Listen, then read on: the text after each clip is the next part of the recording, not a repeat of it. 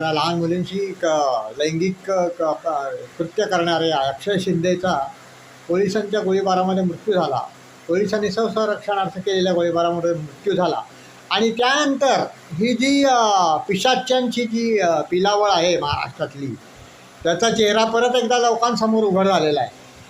म्हणजे आज लोकांनी हा निर्णय घेतलेला आहे म्हणजे घेतलेला आहे की ही जी पिशाच्च जी आहे, योनीतले लोक जे आहेत, हे जे अधम आहेत की जे बलात्काराचं पण समर्थन करण्यासाठी रस्त्यावरती उतरून आंदोलन करतायत, की ते म्हणतात की याला असा प्रकारे मृत्यू यायला नको होता. सुप्रिया सुळे काय म्हणते की तो जरी तो काही नराधम नव्हता, तो त्याला अपराध्याप्रमाणे हे करायला पाहिजे होतं, शिक्षा द्यायला पाहिजे होती. आणि अगोदर काय बोलत होती की गोळ्यावरून ठार मारायला पाहिजे होतं.